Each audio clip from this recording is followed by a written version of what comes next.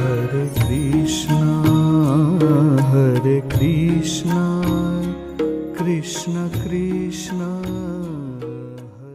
हे कृष्ण करुणा सिंधु दीनबंधु जगतपते गोपेश गोपिका कांत राधा कांत नमोस्तुते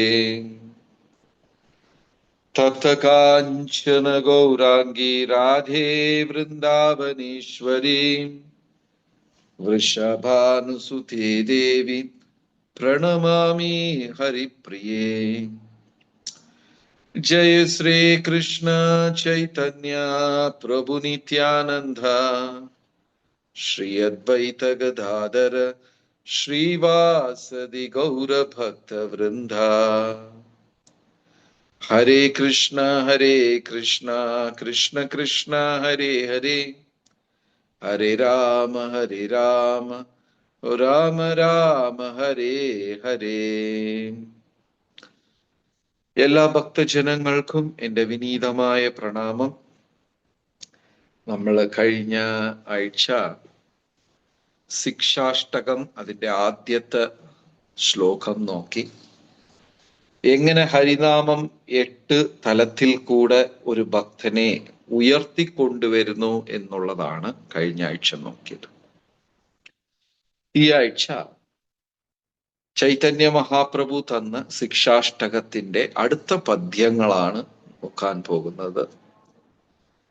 ചൈതന്യ മഹാപ്രഭു തന്റെ ജീവിതത്തിൽ ഈ 8 പദ്യങ്ങൾ മാത്രമേ ഭക്തജനങ്ങൾക്ക് തന്നിട്ടുള്ളൂ. അതിൽ ആദ്യത്തെ 3 പദ്യവും നാമജപത്തിനെ കുറിച്ചുള്ളതാണ്. ആദ്യത്തെ 3 പദ്യം അതിൽ ഒന്ന് കഴിഞ്ഞ ആഴ്ച നോക്കി. ഇപ്പോൾ രണ്ടാമത്തത്. നാം നാമകാരി ബഹുദാ നിജ സർവശക്തി തത്രാർപ്പിതാനി അമിതാ സ്മരണേന കാല ഏകാദൃശി തവ കൃപാ ഭഗവൻ മമാപി ദുർദ്വൈവമീദൃശാമിഹ ജനീനാനുരാഗ. നാം നാം അകാരി ബഹുദ. ഭഗവാന് ബഹുദ അനേകം നാമങ്ങളുണ്ട്. കൃഷ്ണ ഭഗവാന് ഗോവിന്ദനെന്നും ഗോപാലനെന്നും മധുസൂദന മാധവ ഇങ്ങനെ ഭഗവാന് അനേകം നാമങ്ങളുണ്ട്. പുരാണങ്ങള് ഈ നാമത്തിനെ പ്രൈമറി സെക്കൻഡറി എന്ന് രണ്ടായി തിരിക്കും. ഭഗവാനെ നേരിട്ട് അഭിസംബോധന ചെയ്യുന്നത് പ്രൈമറി ആദ്യത്തെ നാമമെന്നും, അജയൻ വിജയൻ ധീര ഗോവിന്ദ വിജയ ഗോവിന്ദ. ഇപ്പോ വിഷ്ണു സഹസ്രനാമത്തിലൊക്കെ വരും അല്ലെ, പല പല നാമങ്ങൾ, ആയിരക്കണക്കിലുള്ള നാമങ്ങൾ. അത് ചിലപ്പം ഭഗവാനെ നേരിട്ട് സൂചിപ്പിക്കാതെ ഭഗവാന്റെ ഗുണങ്ങളെയായിരിക്കും വിശേഷിപ്പിക്കുന്നത്. സോ ആ നാമങ്ങളെ രണ്ടാം ഘട്ട നാമങ്ങളായിട്ടാ പറയുന്നത്. മാധവ ഗോവിന്ദ മധുസൂദന ഇതൊക്കെ പ്രധാന നാമങ്ങളും, മറ്റതൊക്കെ ഇപ്പൊ വിഷ്ണു സഹസ്രനാമത്തിലുള്ള നാമങ്ങളെ രണ്ടാമത്തത്. കാരണം എന്താ പറയാ, വിശ്വരൂപ വസത്കാരോ അങ്ങനെയൊക്കെ വിഷ്ണു സഹസ്രനാമത്തിൽ വരുന്നുണ്ട്. അതെല്ലാം ഭഗവാന്റെ ഗുണങ്ങളെയാണ് അഭിസംബോധന ചെയ്യുന്നത്. അത് രണ്ടാം ഘട്ട നാമങ്ങളാണ്.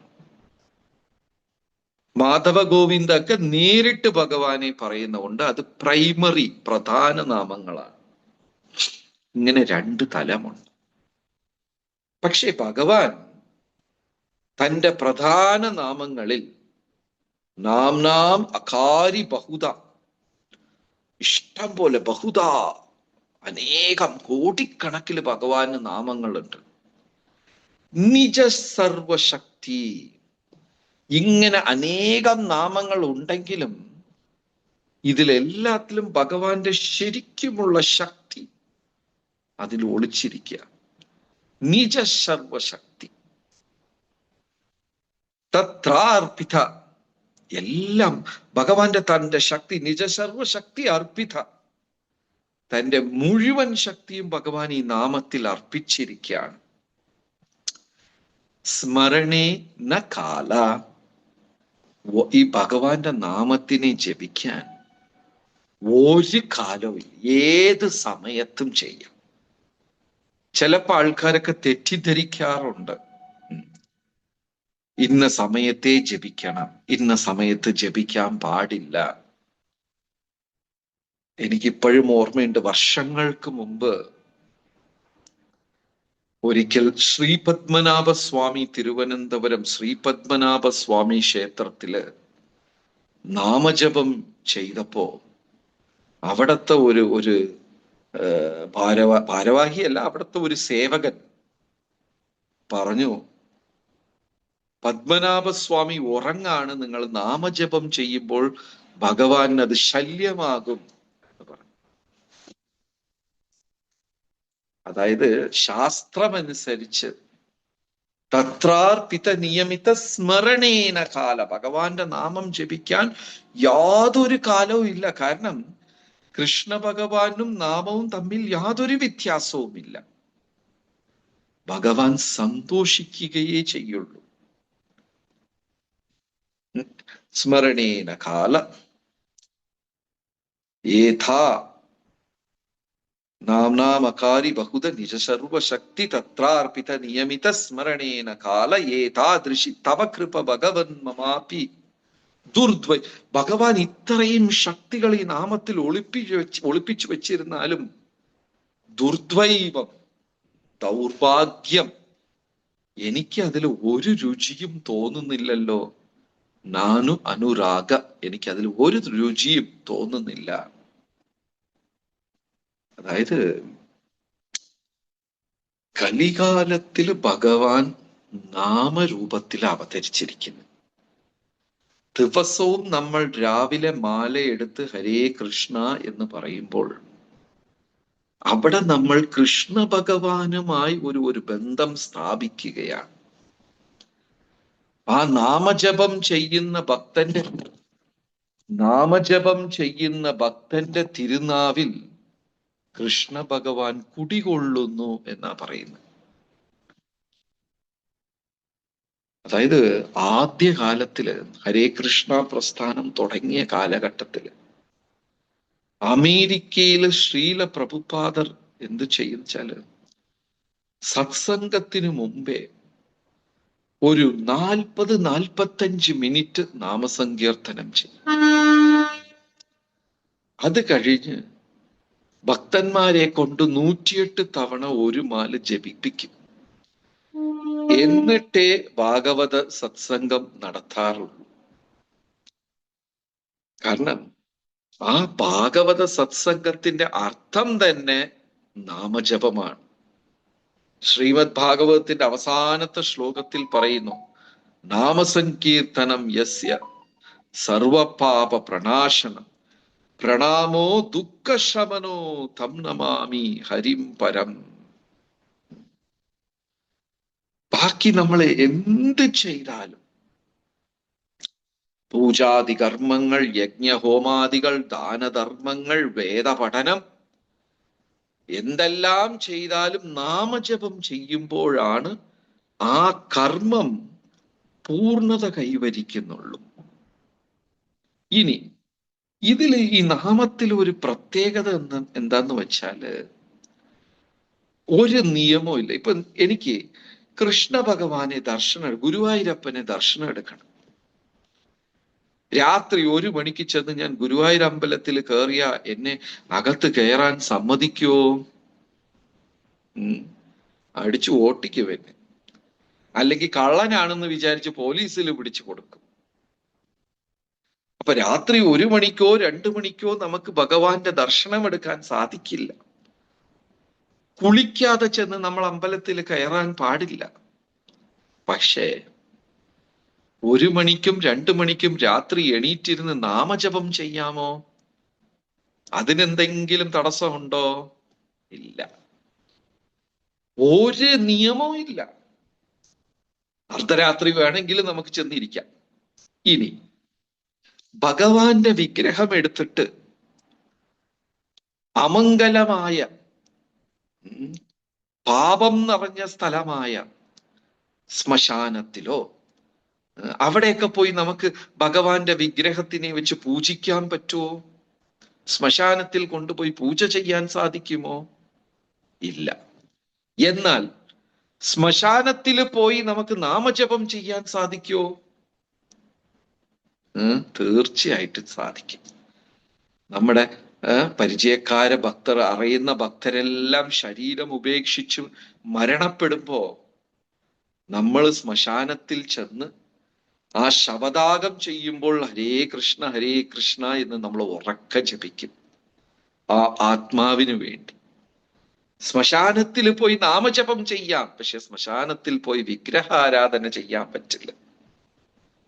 അത്രയ്ക്കും വലിയ ഭാഗ്യമാണ് നാമം നമുക്ക് തന്നിട്ടുള്ളത്. നാമത്തിൽ അപരാധമേ ഇല്ല. എന്നാൽ വിഗ്രഹാരാധനയിൽ അപരാധമുണ്ട്.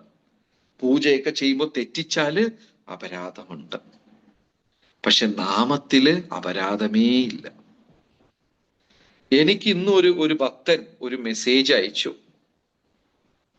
അതിൽ ഒരാൾ നാമജപം ചെയ്യുക, ഹരേ കൃഷ്ണ കൃഷ്ണ കൃഷ്ണ ഹരേ ഹരേ ഹരേ രാം. ഈ രാം എന്ന് പറയുന്നത് സ്പീഡിൽ ജപിച്ച് റം റം എന്നാണ് ആള് ജപിക്കുന്നത്. മദ്യം, റം എന്ന് വെച്ചാൽ മദ്യത്തിന്റെ പേരായി. റാം എന്ന് ജപിക്കുന്നതിന് പകരം റം. ശരി, ഇപ്പൊ ഭഗവാൻ അതിനെ ഒരു പാപമായി എടുക്കുമോ? എന്റെ ഭക്തൻ തെറ്റിച്ചു ജപിച്ചു എന്ന് പറഞ്ഞ് ഭഗവാൻ അതിനെ ഒരു പാപമായി കരുതുമോ? ഇല്ല. നാമത്തിനെ സംബന്ധിച്ചിടത്തോളം ഒരു തരത്തിലുള്ള അപരാധവും നാമത്തിനില്ല. അതാണ് അതിന്റെ പ്രത്യേകത. തത്രാർപ്പിത നിയമിത സ്മരണേന കാല. സ്മരിക്കാൻ ഒരു നിയമവും കാലവും ഇല്ല. എന്നാൽ നാമം ഭഗവാൻ തന്നെയാ. നാമചിന്താമണി കൃഷ്ണ ചൈതന്യ രാസവിഗ്രഹ പൂർണ്ണോ ശുദ്ധോ നിത്യമുക്തോ അഭിന്നത്വം നാമനാമിനോ. നാമം എന്ന് പറയുന്നത് ചിന്താമണിയാണ്. അതുകൊണ്ടാണ് നമ്മൾ ഹരേ കൃഷ്ണ ജപിക്കുന്നതിനെ മന്ത്രമെന്നും പറയും, നാമമെന്നും പറയും. ഇപ്പൊ ഒരു ഉദാഹരണം, ഓം നമോ ഭഗവതേ വാസുദേവായ. ഇത് മന്ത്രമാണോ നാമമാണോ? ഓം നമോ ഭഗവതേ വാസുദേവായ മന്ത്രമാണോ നാമമാണോ? ഓം നമോ നാരായണായ മന്ത്രമാണോ നാമമാണോ?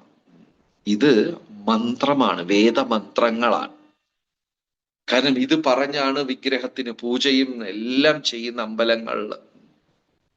എന്നാൽ ഹരേ കൃഷ്ണ കൃഷ്ണ കൃഷ്ണ ഹരേ ഹരേ, ഹരേ രാമ രാമ രാമ ഹരേ ഹരേ.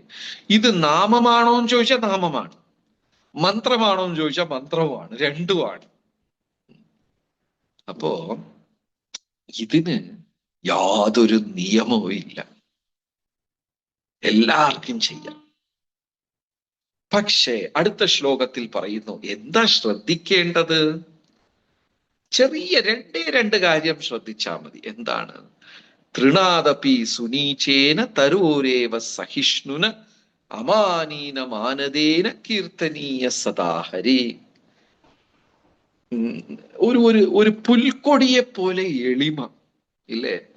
പുല്ലിനെ എല്ലാരും ചവിട്ടും, പശുവൊക്കെ വന്ന് തിന്നും, പാർക്കിലെല്ലാം ഇടിച്ച് അതിനെ പറിച്ച് കളഞ്ഞ് ചവിട്ടി എന്ത് വേണമെങ്കിലും ചെയ്യും.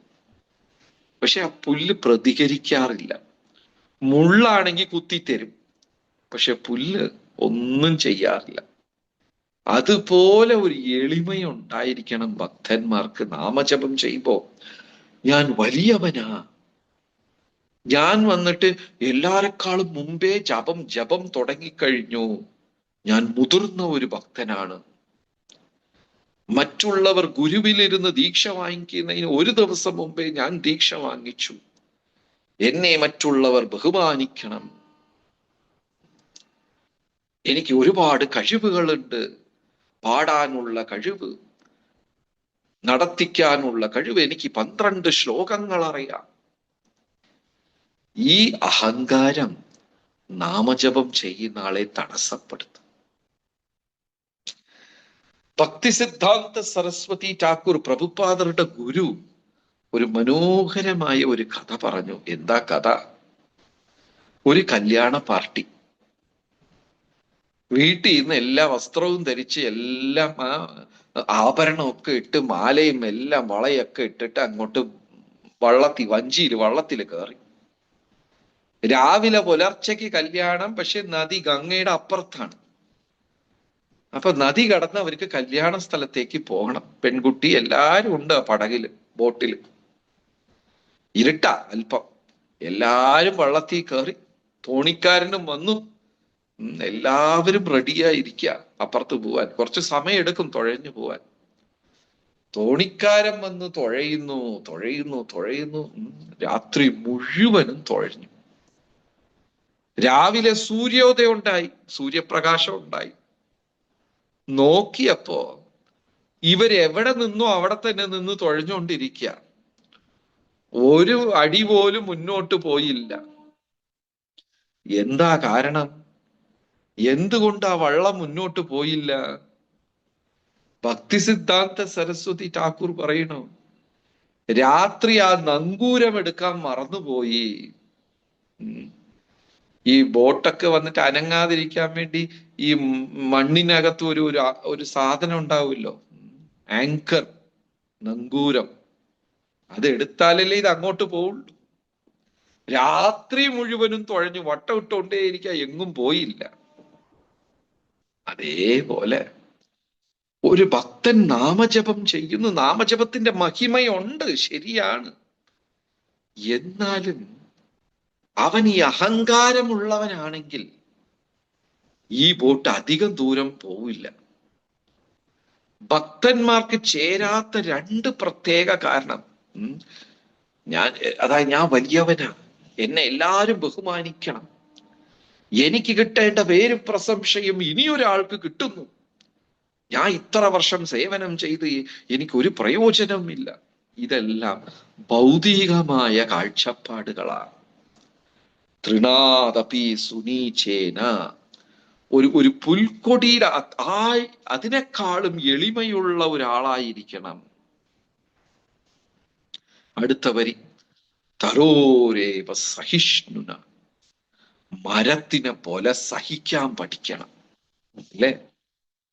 മരത്തിൽ എന്തെല്ലാം ചെയ്യും. രാഷ്ട്രീയക്കാര് ബാനർ കെട്ടും, ആണിയടിക്കും, പൂക്കൾ പറിക്കും, എല്ലാം പറിക്കും, ഇല പറിക്കും. ആവശ്യം വന്നാൽ വീട് വെക്കാൻ മരം വെട്ടി മുറിക്കും. മരം സഹിക്കും. കാരണം സഹിക്കാൻ പറ്റിയ ഹൃദയത്തിലെ നാമത്തിന്റെ രുചി ഉണ്ടാവുകയുള്ളൂ. സഹിക്കാൻ പറ്റണം. അങ്ങനത്തെ ഒരു ഭക്തന്റെ ഹൃദയത്തിൽ മാത്രം. ഇപ്പൊ ചിലർക്ക് ഒരു സംശയം തോന്നാം, ഞാൻ ശരിക്കും ജപിക്കുന്നുണ്ടോ എന്നൊരു സംശയം. എന്റെ ജപം ശരിയാണോ? നമുക്ക് തന്നെ ടെസ്റ്റ് ചെയ്യാം. നമുക്കൊരു സ്വയം പരീക്ഷ വെക്കാം. എന്റെ ജപം ശരിയാണോ? എങ്ങനെയാ പരീക്ഷിക്കുക? എന്റെ ജപം ശരിയാണോ തെറ്റാണോ? ഭഗവാനെ സേവിക്കാൻ കൂടുതൽ കൂടുതൽ രുചിയുണ്ടായാൽ, നാമജപം ചെയ്യുമ്പോൾ ഇനിയും അല്പം കൂടുതൽ ചെയ്യണം എന്ന ഒരു ത്വരയും ഒരു രുചിയും ഉണ്ടായാൽ എന്റെ ജപം ശരിയാണ്. ഞാൻ ദിവസം 4, 8, 16 മാലയാ നിശ്ചയിച്ചിരിക്കുന്നത്.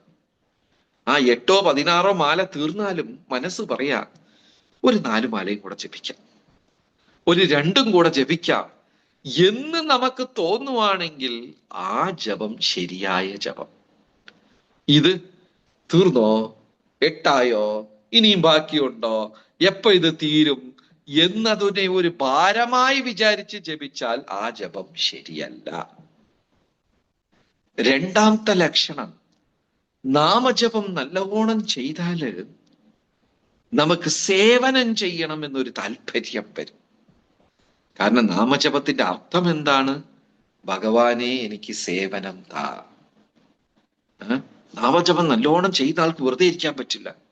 ഓ, ഭഗവാന് ഒരു പൂമാല കെട്ടിയിടാം, അല്ലെങ്കിൽ ഭഗവാനെ കുറിച്ച് രണ്ടുപേരെടുത്ത് പറയാം, ഭാഗവതം വായിക്കാം, എന്തെങ്കിലും ഇങ്ങനെ കൃഷ്ണന് എന്തെങ്കിലും അങ്ങോട്ട് ചെയ്യണം ചെയ്യണം ചെയ്യണം. നമുക്ക് ആരുടെത്തെങ്കിലും അമിതമായ സ്നേഹം തോന്നിക്കഴിഞ്ഞാല് അവർക്ക് ഗിഫ്റ്റ് കൊടുക്കണം, അത് വാങ്ങിച്ചു കൊടുക്കണം, ഇത് വാങ്ങിച്ചു കൊടുക്കണം.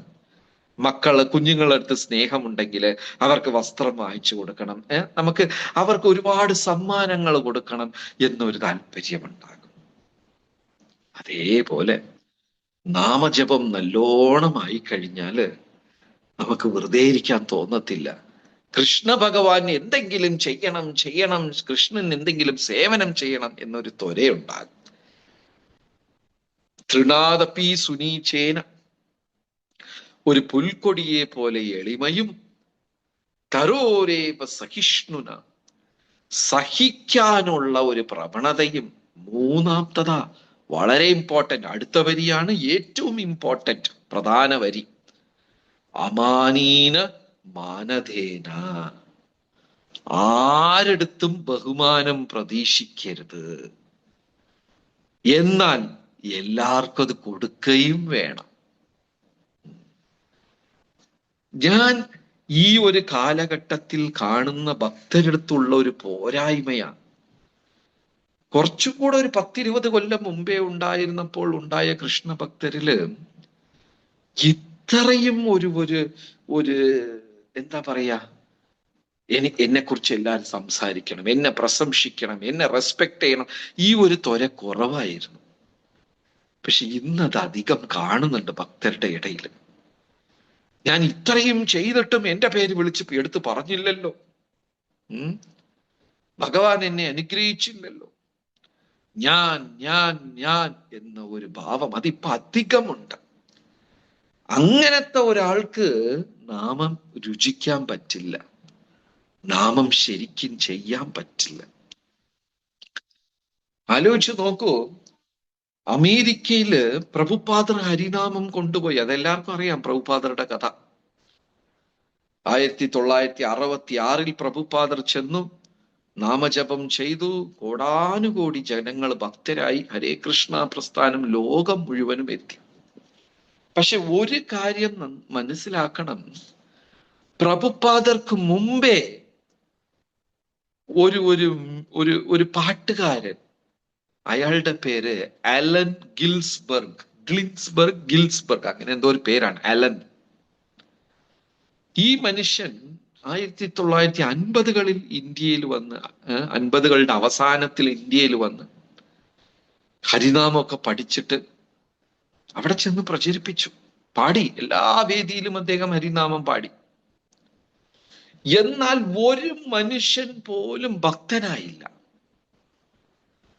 പ്രഭുപാദർ 66 ചെന്ന് പാടിയപ്പോൾ ആയിരക്കണക്കിന് ആൾക്കാർ ഭക്തരായി, അല്ലേ?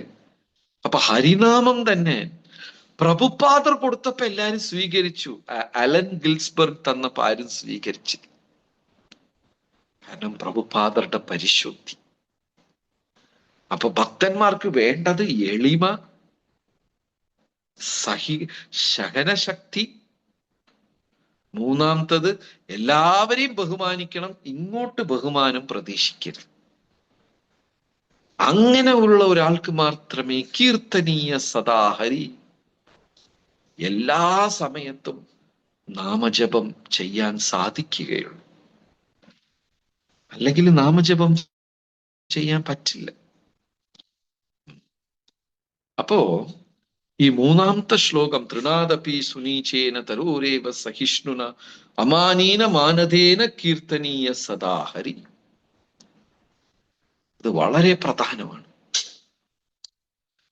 ചൈതന്യ മഹാപ്രഭുയുടെ അനുയായിയായ അദ്വൈതാചാര്യൻ ഒരിക്കൽ വലിയ ഒരു യാഗം നടത്തി. ആ യാഗത്തില് ഒരു വിരുന്ന്, സാധുഭോജനം. ഇപ്പോഴും നമ്മൾ വൃന്ദാവനം, പുണ്യ സ്ഥലങ്ങളിലൊക്കെ പോയാൽ സാധുഭോജനം എന്നൊരു സാധനം, ഒരു പരിപാടിയുണ്ട്. ഗൃഹസ്ഥരെല്ലാം വന്ന് അവിടെ ഇടയ്ക്കിടയ്ക്ക് വന്നിട്ട് അവിടെ ഈ അലഞ്ഞു നടക്കുന്ന സാധുക്കൾ നാമജപവും ചെയ്ത് ഇങ്ങനെയൊക്കെ ചുറ്റി നടക്കുന്ന അനേകം സാധുക്കളുണ്ട്. ഈ സാധുക്കളെ എല്ലാം ഇരുത്തി അവർക്കൊക്കെ ഭക്ഷണം കൊടുക്കും. ഇതൊരു നല്ല കാര്യമാണ്. അപ്പൊ അദ്വൈതാചാര്യൻ ഒരിക്കൽ നവദ്വീപിൽ വെച്ച് സാധുക്കൾക്കെല്ലാം അന്നദാനം കൊടുത്തു. എല്ലാ തരത്തിലുള്ള സാധുക്കളെയൊക്കെ വിളിച്ചു. വലിയൊരു പൂജയും നടക്കുക. ആ കൂട്ടത്തില് ഹരിദാസ് ഠാക്കൂറിനെയും വിളിച്ചു. ഹരിദാസ് ഠാക്കൂർ ചൈതന്യ മഹാപ്രഭുയുടെ വലിയ ഒരു അനുയായിയാ. പക്ഷേ ഒരു മുഹമ്മദീയ കുടുംബത്തിൽ ജനിച്ച ആളാണ്. അദ്ദേഹം ഹിന്ദു അല്ല, ഒരു മുസൽമാൻ മുഹമ്മദീയ കുടുംബത്തിൽ ജനിച്ച ആളാണ്. എന്നാൽ 24 മണിക്കൂറിൽ 21 മണിക്കൂറും 21 മണിക്കൂറും നാമജപം ചെയ്യുന്ന ഒരാളാണ്. അപ്പൊ മറ്റ് ഋഷിമാർക്കും സാധുക്കൾക്കും ബ്രാഹ്മണർക്കും അത് അത്ര ഇഷ്ടമായില്ല. നമ്മളെ വിളിച്ച കൂട്ടത്തിൽ ഇദ്ദേഹത്തിനെയും വിളിച്ചിരിക്കുന്നല്ലോ, അവർക്ക് അത്ര തൃപ്തിയായില്ല. അപ്പൊ അവിടെ ഒരു വലിയ യാഗം നടക്കുന്നു. അപ്പൊ ആ കാലഘട്ടത്ത് ഇപ്പോഴും ഉണ്ട് കേരളത്തിന്റെ വളരെ പ്രാചീന ഭാഗത്തൊക്കെ ഈ സോമയാഗം, വാജപേയ യാഗം നടത്തുന്ന അഗ്നിഹോത്രി പുരോഹിതന്മാരെന്ത് ചെയ്യും?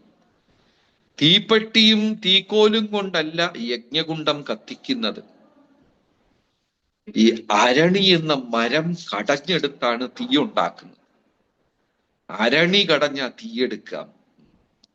അരണിയിൽ തീ ഒളിച്ചിരിക്കുന്നു എന്നാ പറയുന്നത്. അരണി, ആ മരം കടഞ്ഞ് അതിൽ തീ ഉണ്ടാക്കും.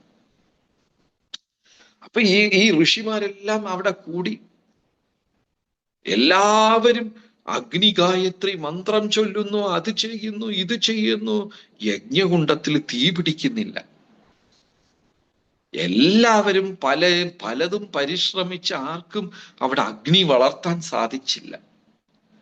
അപ്പൊ അദ്വൈതാചാര്യൻ ഹരിദാസ് ഠാക്കൂറിനെ വിളിച്ചപ്പോ ഹരിദാസ് ഠാക്കൂർ ഒരു പച്ച പുല്ലിനെ എടുത്ത് ഹരേ കൃഷ്ണ എന്ന് മന്ത്രം പറഞ്ഞപ്പോൾ ആ പുല്ലിൽ തീ പിടിച്ചു. അപ്പൊ അവിടെ കൂടിയിരുന്ന ബ്രാഹ്മണ പുരോഹിതന്മാരെല്ലാം അതിശയിച്ചു. കലികാലത്തിൽ യജ്ഞഹോമാദികൾക്കോ പൂജാതി കർമ്മങ്ങൾക്കോ ഇല്ലാത്ത ശക്തി നാമത്തിനുണ്ട്. പക്ഷെ ആ നാമജപം ചെയ്യുന്ന ആൾ എങ്ങനെയായിരിക്കണം? വിനയം, സഹനശക്തി, എല്ലാവരെയും ബഹുമാനിക്കണം, സ്വയം ബഹുമാനം പ്രതീക്ഷിക്കരുത്. ഇതാണ് 3-ാമത്തെ ശ്ലോകം, വളരെ പ്രധാനപ്പെട്ടതാണ്. ആ ഒരു മാനസിക അവസ്ഥയിൽ അവൻ ദിവസവും എണീറ്റ് ശ്രദ്ധയോട് നാമജപം ചെയ്യുവാണെങ്കിൽ ആ നാമത്തിന്റെ ഫലം അദ്ദേഹത്തിന് പൂർണ്ണമായി ലഭിക്കും. ഹരേ കൃഷ്ണ. ഞാന് ഇന്ന് തിരുവനന്തപുരത്ത് ശ്രീ കൃഷ്ണ ബലറാം ക്ഷേത്രത്തിലല്ല, വേറെ ഒരു സ്ഥലത്താണ്. അതുകൊണ്ട് അധികം ഇല്ല. വീണ്ടും അടുത്ത സത്സംഗത്തില് കാണാം. കാരണം ഈ വരാൻ പോകുന്ന മാസം വലിയ ഉത്സവങ്ങളുടെ മാസമാ. മലയാളികൾക്ക് ഓണം വരുന്നുണ്ട്, അതൊരു വലിയ ഇതാണ്. അത് മാത്രമല്ല, ബലരാമ ജയന്തി, ബലരാം സ്വാമിയുടെ അവതാര ദിനം, ജുലാൻ സേവ, രാധാകൃഷ്ണന്മാരുടെ ഊഞ്ഞാൽ സേവ, സെപ്റ്റംബർ 4-ാം തീയതി ശ്രീകൃഷ്ണ ജന്മാഷ്ടമി, ഭഗവാന്റെ ജയന്തി. അപ്പൊ നമ്മുടെ ഈ ബലറാം ക്ഷേത്രത്തില് കൃഷ്ണ ജയന്തിയോടനുബന്ധിച്ച് പല പരിപാടികളുണ്ടാവും. നിങ്ങൾക്കും അതിൽ പങ്കെടുക്കാൻ പറ്റുന്ന രീതിയിൽ ചില പരിപാടികളെല്ലാം ആസൂത്രണം ചെയ്യുന്നുണ്ട്. അപ്പോ ഇനി 1 മാസമേ ഉള്ളൂ കൃഷ്ണ ജയന്തിക്ക്. ഇപ്പൊ നാമജപം നന്നായി നടക്കണം, ജപം കൂട്ടാൻ സാധിക്കുന്നവർ കൂട്ടണം എന്നൊക്കെ എല്ലാം പ്രാർത്ഥിച്ചിട്ടു അടുത്ത ഒരു സത്സംഗത്തിൽ എല്ലാവരെയും കാണാവുന്നതാണ്. ഹരേ കൃഷ്ണ. നന്ദി, നമസ്കാരം. പിന്നെ ഒരു പ്രത്യേക കാര്യം കൂടെ, എല്ലാവർക്കും ഒരു ഗൂഗിൾ ഫോം അയച്ചിട്ടുണ്ടാകും. അതും കൂടെ പൂരിപ്പിക്കുക. അപ്പോഴേ നമുക്ക് ഭക്തരെയൊക്കെ ബന്ധപ്പെടാനും ഭാവിയിൽ അവർക്ക് കൃഷ്ണാവബോധം വളർത്തിക്കൊണ്ടുവരാനും. കാരണം ഇനി 1-2 മാസത്തില് ഭഗവത്ഗീത മറ്റുള്ളവർക്ക് പഠിപ്പിക്കാൻ അല്ലെങ്കിൽ പഠനവും പഠിപ്പിക്കാനുള്ള ഒരു ക്ലാസ്, ഒരു 3 ദിവസം 5 ദിവസത്തെ ക്ലാസ് ഉണ്ടായിരിക്കും. അപ്പൊ ഇതിനൊക്കെ നിങ്ങളുടെ പേരും മറ്റു കാര്യങ്ങളും ആവശ്യമാണ്. അതുകൊണ്ട് അത് പൂരിപ്പിക്കാത്ത ഭക്തരെല്ലാം ആ ഗൂഗിൾ ഫോം പൂരിപ്പിക്കുക. അടുത്ത സത്സംഗത്തിൽ കാണാം. ഹരേ കൃഷ്ണ. നന്ദി.